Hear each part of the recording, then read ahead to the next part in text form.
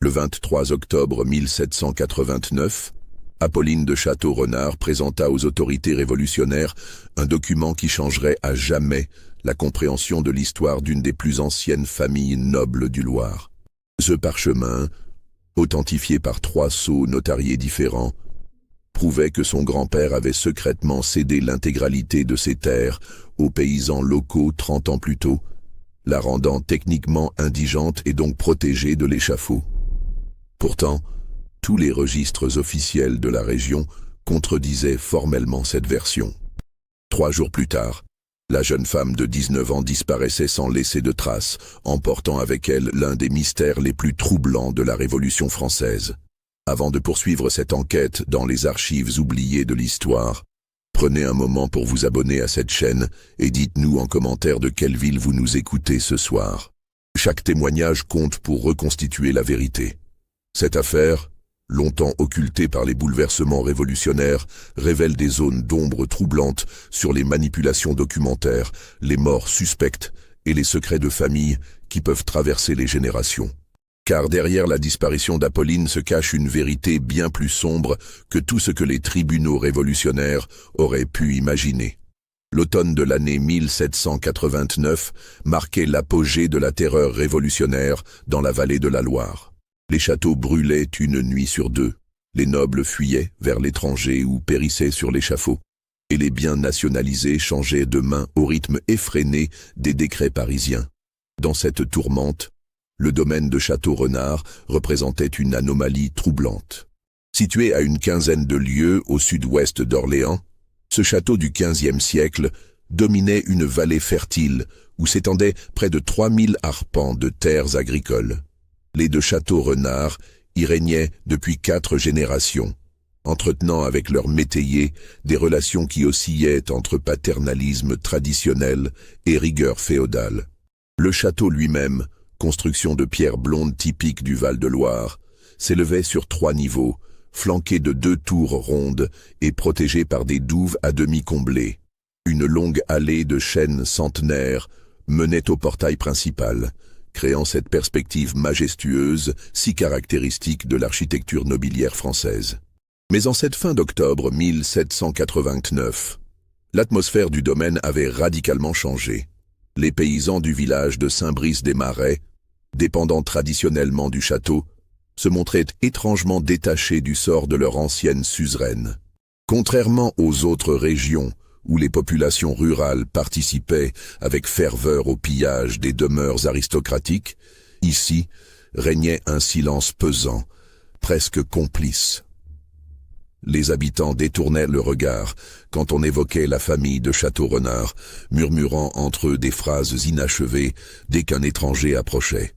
Cette attitude singulière n'échappa pas au commissaire Étienne Roubillard, chargé par le tribunal révolutionnaire d'Orléans d'inventorier les biens confisqués dans la région. Homme de 50 ans, ancien procureur sous l'Ancien Régime reconverti avec prudence aux idéaux républicains, Roubillard possédait cette finesse d'observation qui fait les enquêteurs redoutables. Il remarqua immédiatement que les paysans de Saint-Brice-des-Marais évitaient soigneusement de croiser son regard quand il mentionnait le nom des anciens maîtres du château. L'administration révolutionnaire de l'époque fonctionnait dans un chaos organisé. Les biens nationaux étaient recensés à la hâte, les documents d'Ancien Régime souvent détruits par méfiance ou par accident, et les nouveaux propriétaires désignés selon des critères qui mêlaient opportunisme politique et nécessité économique. Dans ce contexte troublé, l'affaire Château-Renard présentait des particularités qui allaient rapidement attirer l'attention des autorités parisiennes. Apolline de Château-Renard elle-même incarnait parfaitement les contradictions de son époque. Jeune femme de 19 ans, elle avait reçu l'éducation raffinée typique de sa classe sociale. Maîtrise parfaite du français, du latin et de l'italien, connaissance approfondie de la philosophie et de l'histoire, talents musicaux développés au clavecin et à la harpe. Mais contrairement à beaucoup de ses contemporaines nobles qui fuyaient vers l'Autriche ou l'Angleterre, elle avait choisi de demeurer au château familial, affrontant seule l'arrivée des autorités révolutionnaires.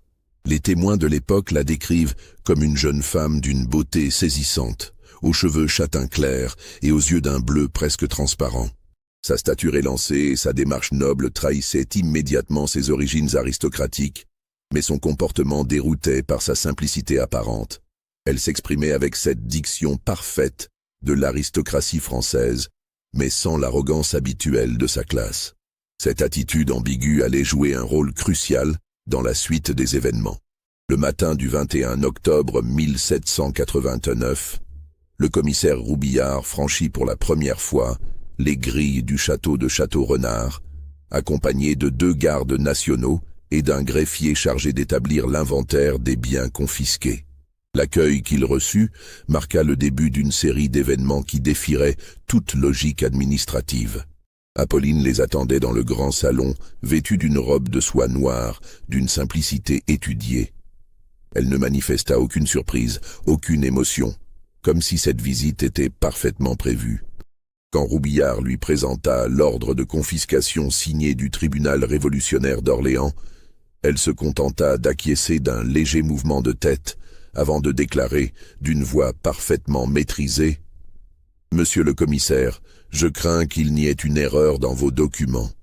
Les biens que vous venez saisir ne m'appartiennent plus depuis fort longtemps. » Cette déclaration, prononcée avec un calme déconcertant, plongea Roubillard dans la perplexité. Selon tous les registres officiels consultés à Orléans, Apolline demeurait l'unique héritière du domaine depuis la mort de son père, le comte Amédée de Château-Renard, survenu 3 ans plus tôt. Aucune vente, aucune donation, aucun transfert de propriété n'avait été enregistré par les autorités compétentes.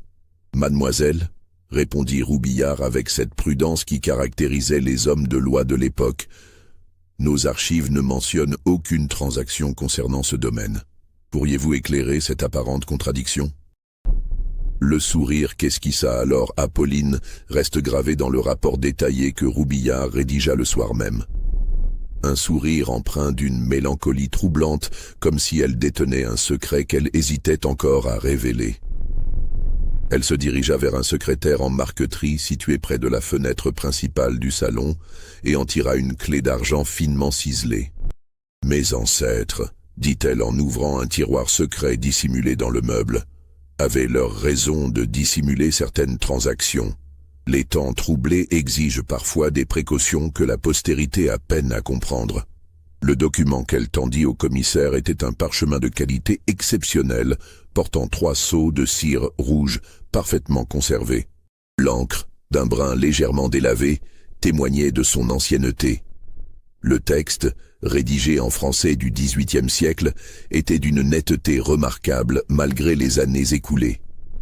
Il s'agissait d'un acte de donation, rédigé par Philippe de Château-Renard, grand-père d'Apolline, en date du 15 juin 1758. Roubillard lut le document avec l'attention scrupuleuse de l'homme de loi qu'il était resté malgré les bouleversements politiques. Le texte était formel. Philippe de Château-Renard léguait l'intégralité de ses terres agricoles aux familles paysannes qui les exploitaient, ne conservant que le château lui-même et ses jardins immédiats. La donation prenait effet immédiatement, mais demeurait secrète jusqu'à la mort du donateur. Cette clause de confidentialité, expliquait le document, visait à préserver la paix sociale et à éviter les conflits avec les autres seigneurs de la région. Les 3 sceaux authentifiaient l'acte. Celui de Philippe de Château-Renard lui-même, celui du notaire royal Ambroise Vernet d'Orléans, et celui d'un témoin dénommé François Delbecq, qualifié de bourgeois de Saint-Brice-des-Marais. Les signatures, tracées à la plume avec les fioritures caractéristiques de l'époque, semblaient parfaitement authentiques. Mais ce qui troubla immédiatement Roubillard, c'était la contradiction flagrante entre ce document et tous les registres officiels qu'il avait consultés. Les archives notariales d'Orléans ne mentionnaient aucun acte impliquant Philippe de Château-Renard à cette date. Les registres fiscaux continuaient de porter les terres au nom de la famille noble jusqu'à la Révolution. Les comptes de la châtellenie, conservés aux archives départementales, attestaient que les revenus des métairies avaient été régulièrement perçus par les successeurs de Philippe jusqu'en 1786. « Mademoiselle, » dit lentement Roubillard, « ce document soulève des questions complexes qui nécessitent vérification. En attendant, nous devons procéder à l'inventaire selon nos instructions. La réaction d'Apolline fut déconcertante. Au lieu de protester ou de s'indigner, elle acquiesça avec la même sérénité troublante qu'elle avait manifestée depuis le début de l'entretien. « Naturellement, monsieur le commissaire, je comprends parfaitement votre position. Mais peut-être souhaiterez-vous également examiner ceci. » Elle tira du même tiroir secret une seconde liasse de documents. Il s'agissait de correspondances échangées entre Philippe de Château-Renard et diverses personnalités de l'époque, dont plusieurs lettres portant l'entête de l'intendance d'Orléans. Ces missives, datées des années 1758 à 1762, évoquaient de manière cryptée l'arrangement conclu pour préserver la tranquillité des esprits et la sage décision de sa seigneurie concernant les biens fonciers. Une lettre particulièrement troublante, signée d'un certain chevalier de Montclair que Roubillard savait être un proche conseiller de l'intendant royal, félicitait Philippe pour cette solution originale qui concilie les exigences de la charité chrétienne et les nécessités de l'ordre social. La lettre se terminait par cette phrase énigmatique. « Votre secret sera le nôtre et les générations futures vous béniront de cette prévoyance. » L'inventaire du château révéla d'autres anomalies troublantes. Contrairement aux autres demeures aristocratiques visitées par Roubillard, celle-ci semblait avoir été méthodiquement vidée de ses objets les plus précieux. Les appartements privés ne contenaient que le mobilier de base. Les bibliothèques étaient à demi vides, et les coffres du cabinet de travail ne renfermaient que des documents de gestion courante. Seuls les salons de réception conservaient leur décoration d'origine, comme si la famille avait voulu préserver les apparences tout en dissimulant ses véritables richesses. Plus étrange encore, les domestiques du château se montraient évasifs quand on les interrogeait sur les habitudes de la famille. Marie-Jeanne Dufresne, la gouvernante âgée de 60 ans qui servait les Château-Renard depuis 40 années, prétendait ne rien savoir des affaires financières de ses maîtres. Pierre Lenormand, le régisseur responsable de la gestion des terres, affirmait que les comptes lui avaient toujours été tenus secrets par la famille. Cette conspiration du silence autour d'un secret de famille commençait à inquiéter sérieusement Roubillard. Son expérience d'ancien procureur lui avait appris que les domestiques, même les plus fidèles, ne peuvent dissimuler aussi parfaitement la vérité sans y avoir été préparés depuis longtemps. Cette préparation suggérait l'existence d'un secret familial d'une importance exceptionnelle. Le soir du 21 octobre, Roubillard rentra à Orléans avec plus de questions que de réponses. Il avait entre les mains des documents apparemment authentiques qui contredisaient tous les registres officiels, une héritière qui semblait connaître par avance tous ses mouvements, et des témoins qui mentaient manifestement avec un ensemble troublant. La logique lui dictait de considérer les papiers présentés par Apolline comme des faux habilement confectionnés. Mais son instinct d'enquêteur lui soufflait qu'il se trouvait face à une manipulation bien plus subtile et ancienne qu'une simple tentative d'échapper à la confiscation révolutionnaire. Les jours qui suivirent la première visite de Roubillard au château furent marqués par une série de découvertes troublantes qui ébranlèrent ses certitudes. Le commissaire, méticuleux par nature et rendu prudent par les bouleversements politiques de l'époque, entreprit de vérifier minutieusement l'authenticité des documents présentés par Apolline. Sa première démarche le conduisit aux archives notariales d'Orléans, où il espérait retrouver trace de l'acte de donation de Philippe de Château-Renard.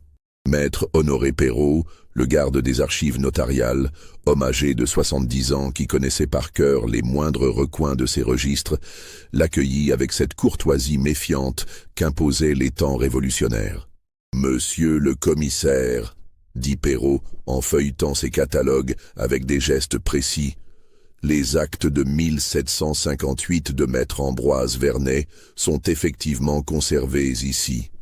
Mais je dois vous prévenir d'une particularité troublante. » Le vieil archiviste conduisit Roubillard vers une armoire de chêne massif où s'alignaient les registres reliés en cuir brun. Il sortit le volume correspondant à l'année 1758 et l'ouvrit à la date du 15 juin. « Voyez vous-même », murmura Perrault en désignant une page où l'on distinguait nettement l'arrachement de plusieurs feuillets. Ces pages ont été retirées, mais pas récemment. L'état du papier et la décoloration des bords suggèrent que cette mutilation date de plusieurs décennies. L'examen minutieux du registre révéla d'autres anomalies. Les pages précédant et suivant l'arrachement portaient des actes concernant des propriétaires de moindre importance, mais aucun ne mentionnait les châteaux Renard. Plus troublante encore, la numérotation des pages présentait un sceau qui correspondait exactement au nombre de feuillets manquants nécessaires pour un acte de donation de l'ampleur décrite par Apolline. « Maître Perrault, demanda Roubillard, conservez-vous d'autres traces de l'activité notariale d'Ambroise Vernet ?» Le vieil homme hocha la tête avec une expression soucieuse. « C'est là que l'affaire devient véritablement inquiétante, monsieur le commissaire. Maître Vernet est décédé dans des circonstances fort troublantes en 1759, soit exactement 1 an après la date de l'acte que vous recherchez. Il a été retrouvé mort dans son étude, apparemment foudroyé par une attaque d'apoplexie. Mais ses confrères ont toujours murmuré que cette mort était survenue au moment précis où il s'apprêtait à révéler certaines irrégularités dans ses archives. Cette révélation ouvrait une perspective nouvelle sur l'affaire. Si Ambroise Vernet était effectivement mort en 1759, cela signifiait qu'il avait survécu 1 an à la rédaction de l'acte prétendu de Philippe de Château-Renard. 1 an pendant lequel il avait gardé le silence sur cette donation exceptionnelle, avant de mourir mystérieusement au moment où il semblait vouloir parler. Roubillard demanda à consulter les archives concernant la succession de Vernet. Les documents, conservés dans un autre dépôt, révélèrent une information capitale. L'étude du notaire décédé avait été reprise par son clerc principal, un certain maître Sylvain Dumont. Mais Dumont lui-même était décédé prématurément en 1767, soit 8 ans après son prédécesseur. 2 notaires successifs morts avant l'âge, nota Roubillard dans ses carnets personnels. La coïncidence mérite examen. Les recherches concernant Sylvain Dumont apportèrent de nouvelles zones d'ombre. Selon les témoignages recueillis auprès des anciens confrères encore vivants, Dumont s'était montré de plus en plus nerveux dans les mois précédant sa mort. Il évoquait fréquemment des secrets trop lourds à porter et des documents qui ne devraient pas exister. Sa veuve, interrogée discrètement par Roubillard, confirma que son époux avait été hanté par certaines affaires héritées de son prédécesseur. « Mon pauvre Sylvain », confia-t-elle au commissaire, répétait souvent qu'il aurait mieux valu brûler certains papiers plutôt que de les conserver. Il parlait d'une famille noble qui avait réussi à tromper tout le monde, y compris les autorités royales. Mais il n'a jamais voulu me dire de qui il s'agissait. La 3e surprise attendait Roubillard quand il entreprit de retrouver trace du témoin mentionné dans l'acte de donation. François Delbecq, qualifié de bourgeois de Saint-Brice-des-Marais. Les registres paroissiaux du village mentionnaient effectivement un François Delbecq, marchand de grains et propriétaire terrien, décédé en 1778. Mais sa mort aussi présentait des particularités troublantes. Le curé de Saint-Brice-des-Marais à l'époque, l'abbé Théodore Beaulieu, avait consigné dans ses registres une note personnelle concernant le décès de Delbecq. Cette annotation, découverte par hasard dans les marges du registre mortuaire, révélait l'état d'esprit troublé du défunt dans ses derniers jours. « François Delbecq, écrivait le prêtre, m'a fait plusieurs fois part de ses remords concernant un témoignage qu'il avait porté 20 ans plus tôt. Il prétendait avoir signé un document sans en mesurer toutes les conséquences et craignait que la vérité n'éclate un jour. J'ai tenté de le rassurer en lui expliquant que Dieu pardonne les erreurs commises par ignorance, mais il demeurait inconsolable. Ainsi se dessinait un schéma troublant. 3 hommes liés directement ou indirectement à l'acte de donation présenté par Apolline étaient morts dans un laps de temps de 20 ans. Tous en manifestant des signes d'inquiétude concernant des secrets qu'ils détenaient. Cette série de décès ne pouvait relever de la simple coïncidence. Mais les découvertes de Roubillard ne s'arrêtaient pas là.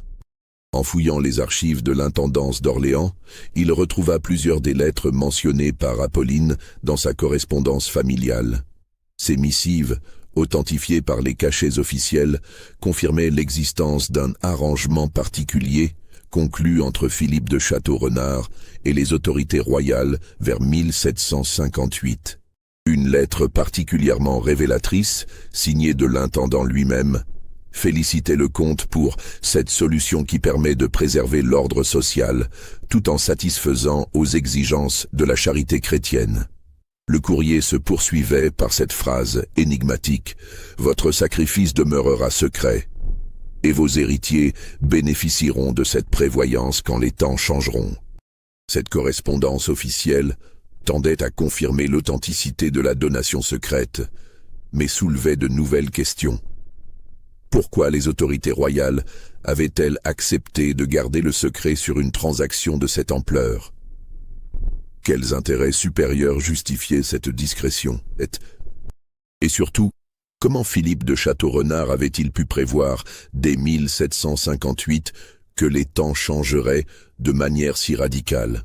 L'enquête de Roubillard prit une tournure nouvelle quand il décida d'interroger directement les paysans de Saint-Brice-des-Marais. Contrairement à son attente, il ne rencontra pas de résistance ouverte, mais plutôt une forme de complicité silencieuse qui confirmait ses soupçons. Jacques Moreau, métayer âgé de 55 ans et l'un des plus anciens exploitants du domaine, accepta de recevoir le commissaire dans sa fermette située à 2 lieues du château. L'homme, au visage buriné par les travaux des champs, choisit ses mots avec une prudence qui trahissait des instructions reçues depuis longtemps. « Monsieur le commissaire, » dit-il, en servant un bol de cidre dans sa cuisine aux poutres noircies par la fumée. « Nous autres paysans, nous ne nous mêlons pas des affaires des maîtres, mais je peux vous dire que mon père, paix à son âme, m'a toujours enseigné que les terres que nous travaillons ne nous appartenaient pas vraiment, mais pas non plus au Seigneur comme on pourrait le croire. » Cette déclaration ambiguë reflétait parfaitement l'atmosphère de secret qui entourait toute l'affaire. Moreau semblait connaître la vérité, mais refuse de la révéler directement. Il se contenta d'ajouter, avec un sourire énigmatique, « Il y a des choses, monsieur, qui se transmettent de père en fils sans jamais être écrites. Et parfois, ces choses-là sont plus vraies que tous les papiers officiels. » D'autres paysans, interrogés par Roubillard, tinrent des propos similaires. Tous semblaient partager un secret commun. Tous paraissaient protéger Apolline sans pouvoir expliquer pourquoi. Cette solidarité collective autour d'un mystère familial suggérait l'existence d'un pacte ancien et soigneusement préservé. L'affaire prit une dimension nouvelle le 25 octobre 1789, quand Roubillard reçut un message urgent du tribunal révolutionnaire de Paris. Les autorités centrales, informées par ces rapports des particularités de l'affaire Château-Renard, réclamaient un complément d'enquête avant de statuer définitivement sur le sort d'Apolline. Cette intervention parisienne n'était pas fortuite. En ces temps troublés où la moindre erreur judiciaire pouvait déclencher des émeutes ou compromettre la crédibilité du nouveau régime, les autorités révolutionnaires se montraient particulièrement vigilantes concernant les affaires impliquant d'anciens nobles. L'existence possible d'une donation secrète datant de l'Ancien Régime soulevait des questions juridiques complexes qui dépassaient les compétences des tribunaux locaux. Le citoyen Maximilien Fouché, envoyé spécial du Comité de Sûreté Générale, arriva à Orléans le 27 octobre pour superviser l'enquête. Homme de 35 ans, ancien avocat au Parlement de Paris, reconverti avec enthousiasme aux idéaux révolutionnaires, Fouché incarnait cette nouvelle génération de juristes qui mettaient leur formation juridique au service de la République naissante. Contrairement à Roubillard, dont l'approche demeurait marquée par la prudence de l'Ancien Régime, Fouché adopta immédiatement une méthode plus directe et plus systématique. Il ordonna la perquisition complète du château, l'interrogatoire séparé de tous les domestiques et l'examen minutieux de tous les documents familiaux conservés dans les archives privées. Cette perquisition approfondie révéla l'existence d'un cabinet secret dissimulé derrière la bibliothèque du Grand Salon. Ce réduit, accessible par un mécanisme sophistiqué, actionné en appuyant simultanément sur 2 volumes de l'encyclopédie de Diderot et d'Alembert, contenait une série de documents qui éclairèrent l'affaire d'un jour nouveau. Parmi ces papiers secrets figuraient les brouillons de la correspondance échangée entre Philippe de Château-Renard et diverses personnalités de son époque. Ces ébauches, rédigées de la main même du comte, révélaient les véritables motivations de la donation secrète. Contrairement à ce qu'Apolline avait laissé entendre, il ne s'agissait pas d'un élan de générosité chrétienne, mais d'une manœuvre financière d'une complexité remarquable. Un brouillon de lettres adressé au chevalier de Montclair exposait clairement la stratégie de Philippe. Mon cher ami, la situation de nos finances familiales m'oblige à envisager des mesures extraordinaires. Les dettes accumulées par mon père et moi-même atteignent des proportions qui menacent l'honneur de notre nom. La donation que je projette permettra de transférer officiellement nos terres aux métayers, nous libérant ainsi des obligations fiscales qui nous écrasent, tout en préservant notre contrôle effectif sur le domaine par le biais de contrats privés. Cette révélation transformait complètement la perception de l'affaire. La prétendue générosité de Philippe cachait en réalité une fraude fiscale sophistiquée, conçue pour échapper aux impôts royaux tout en maintenant les revenus de la propriété. Les paysans bénéficiaires de la donation n'étaient que des prête-noms, contraints par des accords secrets à reverser l'essentiel des profits à leurs anciens maîtres. D'autres documents trouvés dans le cabinet secret confirmaient cette interprétation. Un carnet de comptes tenu par Philippe lui-même détaillait les sommes effectivement perçues par les métayers et celles qui revenaient secrètement à la famille noble. Les pourcentages étaient écrasants.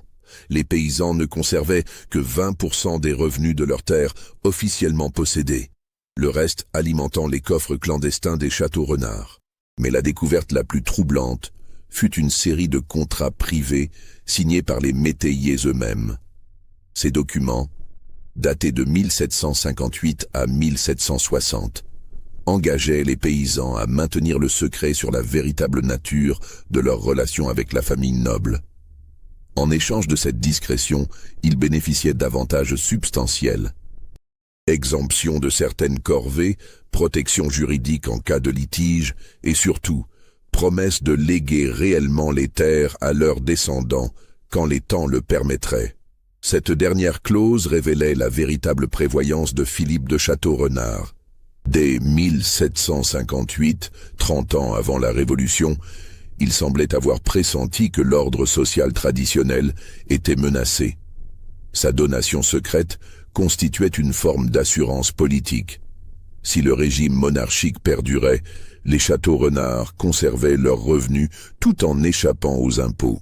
Si le régime changeait, ils pourraient se présenter comme des précurseurs de la redistribution des terres.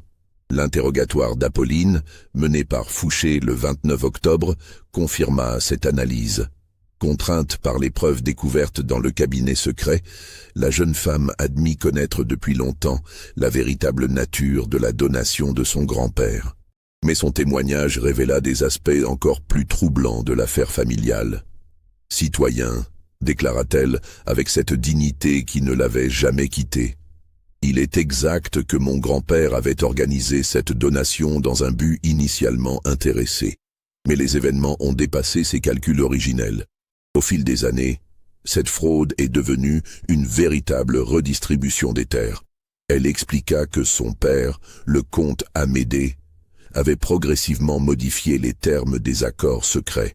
À partir de 1770, les métayers avaient été autorisés à conserver des pourcentages croissants de leurs revenus. En 1780, ils étaient devenus propriétaires effectifs de leurs parcelles, ne devant plus au château Renard qu'une redevance symbolique. Mon père, poursuivit Apolline, avait compris que l'honneur de notre famille résidait désormais dans l'accomplissement réel de la générosité que mon grand-père n'avait fait que simuler. Nous avons choisi de transformer la fraude en véritable donation. Cette déclaration, si elle était véridique, modifiait encore la nature juridique de l'affaire. Mais Fouché, formé aux subtilités du droit, ne se laissa pas convaincre par cette explication trop parfaite. Citoyenne Château-Renard, répliqua-t-il sèchement, ces affirmations demeurent invérifiables. Les témoins de ces prétendus accords modificatifs sont morts, les documents que vous invoquez pourraient être falsifiés, et votre témoignage seul ne suffit pas à établir la vérité. C'est alors qu'Apolline prononça les mots qui allaient donner à l'affaire sa dimension la plus mystérieuse. Citoyen Fouché, je comprends vos doutes. Mais il existe un témoin vivant de toute cette histoire, quelqu'un qui peut confirmer chacun de mes dires. Malheureusement, ce témoin est aussi celui dont l'existence même constitue le secret le plus lourd de notre famille. Elle marqua une pause, comme si elle hésitait encore à révéler ce dernier mystère, puis reprit d'une voix plus basse. Mon grand-père, Philippe de Château-Renard, a eu un fils illégitime en 1742. Cet enfant, reconnu discrètement mais jamais officiellement, est le véritable héritier de notre lignée. C'est lui qui détient les originaux de tous les documents modificatifs dont je vous parle. C'est lui qui a supervisé la transformation progressive de la fraude en véritable générosité. Et c'est lui qui peut témoigner de la réalité de nos décisions familiales. Cette révélation frappa Fouché et Roubillard comme un coup de tonnerre. L'existence d'un héritier caché modifiait complètement la donne juridique et politique de l'affaire. Si cet homme existait réellement, il était le véritable propriétaire du domaine depuis la mort de Philippe en 1764. Apolline elle-même n'était qu'une héritière de second rang, sans droit réel sur les biens familiaux. « Où se trouve cet homme ?» demanda immédiatement Fouché. « Il vit sous un nom d'emprunt dans le village de Saint-Brice-des-Marais depuis 40 ans, répondit Apolline. Les paysans le connaissent, ils ont toujours su qui il était réellement. C'est lui qui a négocié avec eux les accords modificatifs, lui qui a organisé la redistribution progressive des terres. Je ne suis que l'exécutrice de ses volontés. » Cette explication éclairait enfin l'attitude troublante des métayers et leur solidarité inexpliquée autour d'Apolline. Il ne protégeait pas seulement une ancienne maîtresse bienveillante, mais le secret d'un homme qui vivait parmi eux depuis des décennies. « Comment se nomme-t-il » insista Fouché. « Jean Moreau » répondit Apolline. « Il est le père de Jacques Moreau, le métayer que vous avez déjà interrogé. » Cette révélation stupéfia les enquêteurs. Jacques Moreau, l'homme qui avait reçu Roubillard avec tant de prudence, était en réalité le fils du véritable héritier des Château-Renard. Sa réticence à parler, ses allusions cryptées aux choses qui se transmettent de père en fils, tout s'expliquait désormais. Fouché ordonna immédiatement l'arrestation de Jean Moreau. Mais quand les gardes se présentèrent à la ferme familiale, le 30 octobre au matin, ils trouvèrent la maison vide. Jacques Moreau, interrogé par ses voisins, prétendait que son père était parti en voyage la veille au soir, sans préciser de destination. Cette fuite, survenant exactement au moment où Apolline révélait l'existence de l'héritier caché, ne pouvait être fortuite. Elle suggérait l'existence d'un réseau de complicité permettant de transmettre rapidement les informations entre le château et le village. La fuite de Jean Moreau transforma l'enquête administrative en véritable chasse à l'homme. Fouché, comprenant qu'il se trouvait face à une affaire d'une complexité exceptionnelle, requit des renforts auprès du tribunal révolutionnaire de Paris. Le 31 octobre, une dizaine de gardes nationaux supplémentaires furent dépêchés dans la région pour organiser les recherches. Mais ces recherches révélèrent immédiatement l'étendue de la conspiration du silence qui entourait l'affaire. Interrogés un à un, les habitants de Saint-Brice-des-Marais et des villages environnants niaient tous connaître Jean Moreau ou affirmaient ne pas l'avoir vu depuis des semaines. Cette solidarité collective, maintenue avec une discipline remarquable, suggérait une préparation ancienne et méthodique. Plus troublant encore, l'examen des registres paroissiaux ne révélait aucune trace de la naissance de Jean Moreau en 1742. Le prêtre de l'époque, l'abbé Augustin Lemoine, avait tenu ces registres avec un soin exemplaire, notant scrupuleusement tous les baptêmes, mariages et sépultures de sa paroisse. Pourtant, aucun enfant de ce nom n'apparaissait dans ses archives. Cette absence documentaire ouvrait deux hypothèses également troublantes. Soit Jean Moreau n'avait jamais existé et Apolline avait inventé cette histoire pour brouiller les pistes, soit sa naissance avait été si soigneusement dissimulée que même les registres officiels en gardaient aucune trace. Fouché opta pour la seconde hypothèse, quand il découvrit, dans les archives du château, une correspondance échangée entre Philippe de Château-Renard et l'abbé Lemoine. Ces lettres, datées de 1742 à 1745, évoquaient de manière cryptée l'enfant dont il ne faut pas parler et les dispositions prises pour assurer sa discrétion. Une lettre particulièrement révélatrice, signée de Philippe en 1743, remerciait le prêtre pour sa compréhension concernant les nécessités de notre rang et les exigences de la charité chrétienne. Elle se terminait par cette phrase ambiguë. « L'enfant grandira dans l'anonymat, mais il ne sera pas abandonné. Dieu et vous êtes témoins de notre responsabilité. » Ces documents confirmaient l'existence de l'enfant illégitime, mais révélaient aussi l'ampleur des précautions prises pour dissimuler sa naissance. Philippe de Château-Renard avait manifestement organisé un système de protection si efficace qu'il avait résisté près de 50 ans sans laisser de traces officielles. L'enquête prit une tournure dramatique quand Fouché découvrit que l'abbé Lemoine était le 4e homme lié à l'affaire Château-Renard, mort dans des circonstances troublantes. Le prêtre avait succombé en 1766 à une fièvre pernicieuse qui l'avait emporté en quelques jours. Mais son successeur, l'abbé Beaulieu, avait trouvé dans les affaires du défunt une lettre inachevée qui révélait son état d'esprit dans ses derniers moments. « Je porte depuis 24 ans, écrivait Lemoine, le secret d'une naissance qui ne devrait pas exister. Cet enfant devenu homme vit désormais parmi nous sous un nom d'emprunt. Sa seule présence constitue une menace permanente pour l'ordre établi.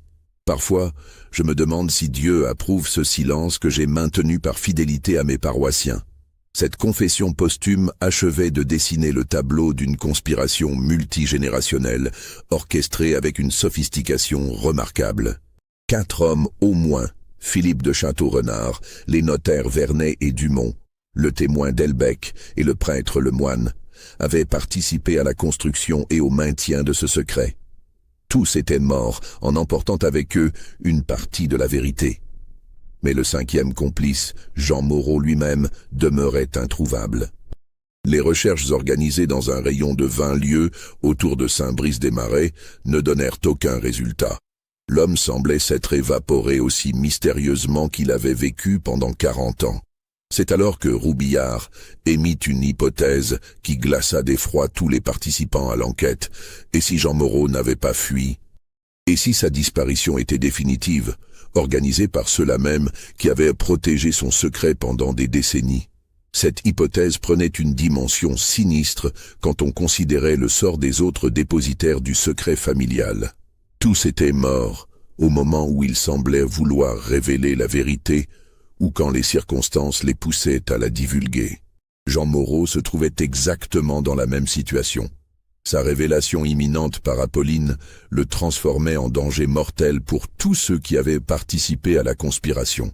Si cette histoire vous donne des frissons, n'hésitez pas à liker cette vidéo et dites-nous en commentaire ce que vous pensez qu'il est arrivé à Jean Moreau. Votre théorie pourrait être plus proche de la vérité que vous ne l'imaginez. L'enquête révéla d'autres aspects troublants de la personnalité d'Apolline. Contrairement à ce qu'elle avait laissé entendre, elle n'était pas restée au château par simple attachement familial. Des témoignages recueillis auprès des domestiques révélèrent qu'elle entretenait depuis des années une correspondance secrète avec diverses personnalités influentes, tant royalistes que révolutionnaires. Marie-Jeanne Dufresne, la gouvernante, finit par avouer sous la pression de l'interrogatoire que sa maîtresse recevait régulièrement des visiteurs nocturnes. Ces rencontres clandestines avaient lieu dans le pavillon de chasse situé à l'orée du parc, loin des regards indiscrets. La gouvernante avait ordre de ne jamais évoquer ces visites, mais elle avait reconnu parmi les visiteurs plusieurs personnalités connues de la région. Parmi ces visiteurs figurait notamment le baron de Villeroy, émigré rentré secrètement en France pour organiser la résistance royaliste. Mais aussi, plus troublant encore, le citoyen Marchand, membre influent du club des Jacobins d'Orléans et fervent partisan de la République.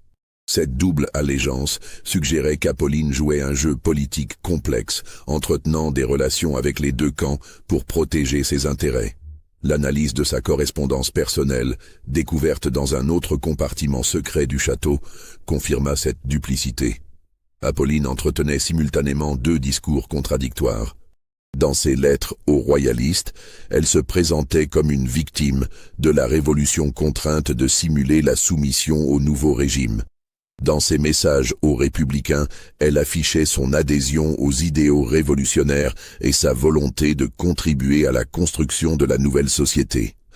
Cette stratégie de double jeu révélait une personnalité autrement plus complexe que celle de la jeune noble innocente qu'elle prétendait incarner.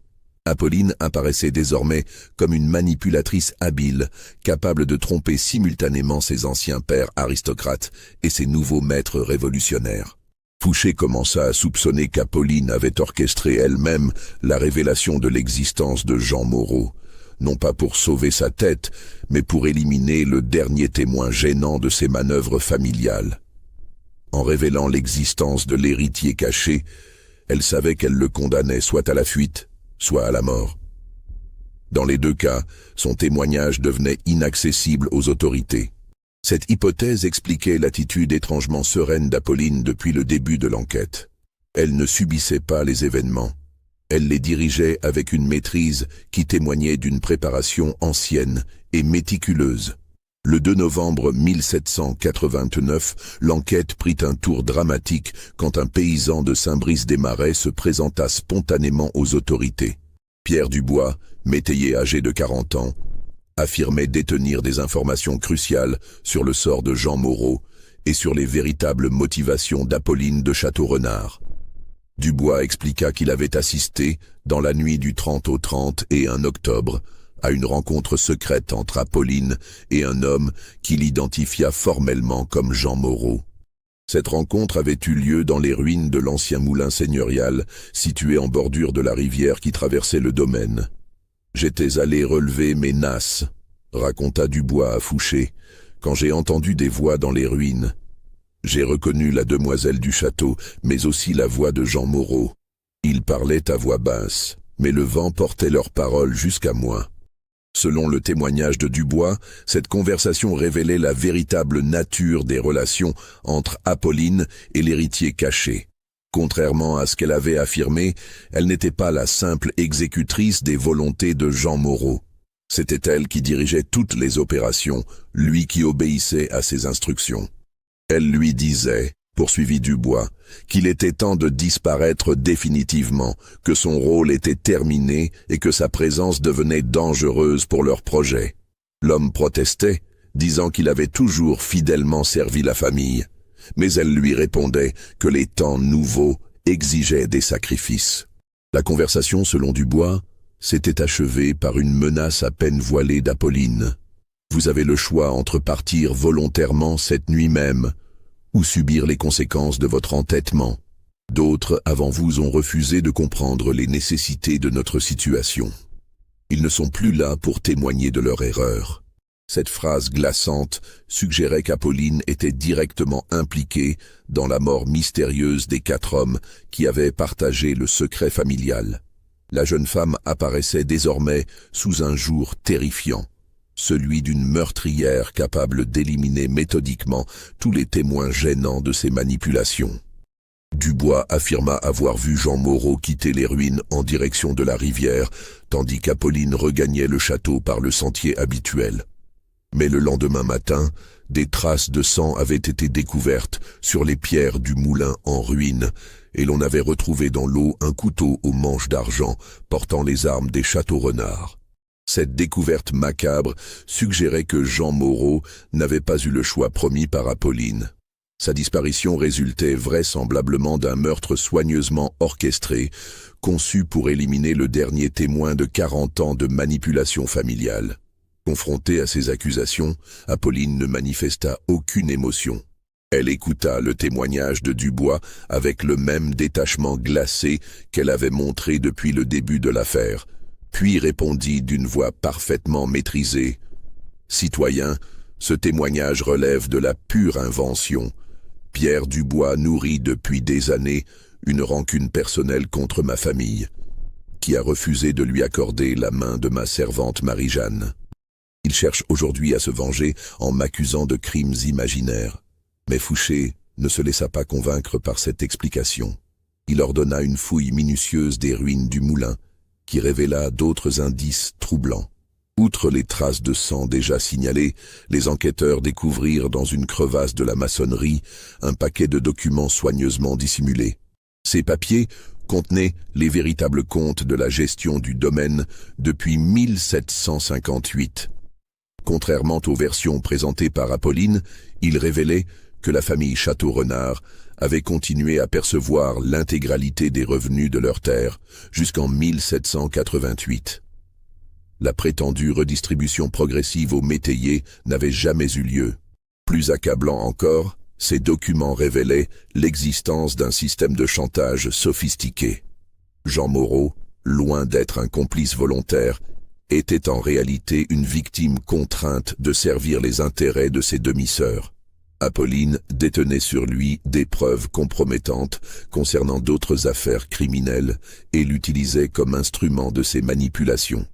Un carnet personnel tenu par Jean Moreau lui-même, découvert dans le même paquet, révélait son désespoir et sa volonté croissante de se libérer de l'emprise d'Apolline. « Elle me tient par la peur depuis 20 ans, écrivait-il. Mes crimes de jeunesse qu'elle a découverts je ne sais comment font de moi son esclave. Mais je vieillis, et la mort me fait moins peur que cette servitude. Un jour viendra où je trouverai le courage de tout révéler, quelles qu'en soient les conséquences. » Ce témoignage posthume achevait de dévoiler la véritable nature d'Apolline de Château-Renard. Derrière l'apparence de la jeune noble élégante et cultivée, se cachait une personnalité impitoyable, capable de maintenir pendant des décennies un système de chantage et de meurtre pour préserver ses intérêts. L'enquête révéla également comment elle avait organisé l'élimination de ses complices successifs. Les notaires Vernet et Dumont avaient été empoisonnés lors de repas pris au château, leurs symptômes imitant parfaitement ceux d'une mort naturelle. François Delbecq était mort dans des circonstances similaires et l'abbé Lemoine avait succombé à un poison plus subtil, administré lors d'une confession qu'Apolline était venue faire dans sa paroisse. Chacun de ces meurtres avait été soigneusement préparé et exécuté au moment précis où les victimes montraient des signes de faiblesse dans leur maintien du secret. Apolline possédait un talent remarquable pour détecter les failles psychologiques de ses complices et agir avant qu'ils ne puissent la trahir. Le 4 novembre 1789, Apolline de Château-Renard fut formellement inculpée d'assassinats multiples et de fraude aux biens nationaux. Mais au moment où Fouché s'apprêtait à la faire transférer à Paris pour y être jugée par le tribunal révolutionnaire, la jeune femme demanda à faire une dernière déclaration. Ce qu'elle révéla alors dépassa en horreur tout ce que l'enquête avait déjà mis au jour. Apolline avoua non seulement les 5 meurtres qui lui étaient reprochés, mais révéla l'existence d'un 6e cadavre, celui de son propre père, le comte Amédée de Château-Renard. « Citoyen », déclara-t-elle avec un calme terrifiant. « Mon père n'est pas mort de maladie en 1786, comme je l'ai toujours affirmé. Je l'ai empoisonné parce qu'il menaçait de révéler tous nos secrets par faiblesse d'âme. Il ne supportait plus le poids de nos manipulations et voulait tout confesser au nouveau régime pour sauver son honneur. Je ne pouvais permettre qu'il détruise 40 ans de prévoyance familiale. » Cette confession révélait que la jeune femme de 19 ans avait commencé sa carrière criminelle par un parricide. Elle dirigeait les affaires de la famille depuis 3 ans. Maintenant seul un système de terreur et de chantage que ses prédécesseurs avaient mis des décennies à construire. Mais la révélation la plus glaçante concernait ses motivations profondes. Apolline expliqua qu'elle n'avait jamais agi par simple cupidité ou par attachement aux privilèges aristocratiques. Son objectif était bien plus ambitieux. Elle projetait d'utiliser la fortune secrètement conservée par sa famille pour financer un réseau d'espionnage et de sabotage contre le nouveau régime révolutionnaire. La République, dit-elle, croit avoir vaincu l'ancienne noblesse en s'emparant de nos châteaux et de nos titres. Elle ignore que les véritables fortunes aristocratiques demeurent dissimulées et que nous disposons encore des moyens de reconquérir le pouvoir. Mon sacrifice personnel permettra à d'autres de continuer cette œuvre. Cette déclaration révélait qu'Apolline n'était pas un cas isolé, mais l'agent d'un réseau clandestin beaucoup plus vaste. Sa capture ne marquait pas la fin de l'affaire, mais au contraire, l'ouverture d'une enquête sur une conspiration royaliste d'ampleur nationale. Fouché comprit immédiatement les enjeux politiques de cette révélation. Il ordonna le transfert immédiat d'Apolline vers Paris, sous escorte renforcée, pour qu'elle soit interrogée par les services spécialisés du Comité de Sûreté Générale. Mais le transport n'eut jamais lieu. Dans la nuit du 5 au 6 novembre, Apolline de Château-Renard disparut de sa cellule de la prison d'Orléans dans des circonstances qui ne furent jamais élucidées. Les gardes de service affirmèrent n'avoir rien entendu, rien vu d'anormal. La porte de la cellule était demeurée verrouillée de l'extérieur, les barreaux de la fenêtre n'avaient pas été forcés, et pourtant la prisonnière s'était volatilisée. La seule trace de son passage était une lettre laissée sur la paillasse de sa cellule. Cette missive, rédigée de son écriture élégante, ne contenait qu'une phrase. Le véritable héritier qui ne devrait jamais avoir existé vit encore, et il saura venger notre lignée. Cette phrase énigmatique reprenait les termes de la lettre cryptique évoquée au début de l'affaire, mais en leur donnant un sens nouveau. Le véritable héritier n'était pas Jean Moreau, simple pion manipulé par Apolline, mais un autre personnage, encore plus secret, qui avait organisé son évasion et continuerait son œuvre. L'enquête sur la disparition d'Apolline ne donna aucun résultat. Malgré les recherches étendues dans toute la région, aucune trace de la fugitive ne fut jamais retrouvée. Le château de Château-Renard fut confisqué et vendu comme bien national, mais les acquéreurs successifs rapportèrent des phénomènes troublants. Bruits nocturnes inexpliqués, disparitions mystérieuses d'objets, découverte de messages anonymes glissés sous les portes. Ces incidents, sans doute organisés par les complices d'Apolline demeurés en liberté, entretinrent pendant des années une atmosphère d'inquiétude autour de l'ancienne demeure aristocratique. Les propriétaires se succédèrent rapidement, aucun ne parvenant à s'installer durablement dans un lieu où le passé semblait refuser de mourir. Pierre Dubois, le métayer qui avait témoigné contre Apolline, fut retrouvé mort dans sa ferme 6 mois plus tard. Les autorités conclurent à un suicide, mais les habitants du village murmuraient que justice avait été rendue selon les lois anciennes. Sa mort marqua le retour du silence sur toute l'affaire. Plus personne n'osa évoquer les événements de l'automne 1789. Les archives officielles de l'époque conservèrent trace de l'enquête menée par Fouché et Roubillard, mais ces documents furent classés secret d'État et ne refirent surface qu'un siècle plus tard. Les historiens qui les découvrirent furent frappés par la cohérence troublante des témoignages et la précision des détails rapportés. Aujourd'hui encore, les habitants de Saint-Brice-des-Marais évitent de parler de cette période de leur histoire locale. Les ruines du château, partiellement démolies au XIXe siècle, demeurent inhabitées malgré les tentatives de réhabilitation. Les promeneurs qui s'aventurent dans le parc à l'abandon rapportent parfois avoir entendu des voix chuchoter dans l'ancienne langue aristocratique, comme si les secrets de famille continuaient de hanter les lieux témoins de tant de crimes. L'affaire Apolline de Château-Renard reste l'un des mystères les plus troublants de l'époque révolutionnaire. Elle illustre parfaitement la complexité des transitions historiques, où les anciens pouvoirs ne disparaissent jamais complètement, mais se transforment et se cachent pour mieux survivre aux bouleversements politiques. Vous avez suivi jusqu'au bout cette enquête dans les secrets de famille les plus sombres de l'histoire de France. Pensez-vous que tout a été révélé, ou que d'autres mystères demeurent encore enterrés dans les archives oubliées? Dites-nous en commentaire ce que vous avez ressenti en découvrant la vérité sur Apolline de Château-Renard. N'oubliez pas de vous abonner et de partager cette histoire avec tous ceux qui s'intéressent aux zones d'ombre de notre passé. Car derrière chaque château en ruine, derrière chaque famille noble disparue, se cachent peut-être des secrets aussi terrifiants que ceux que nous venons de découvrir.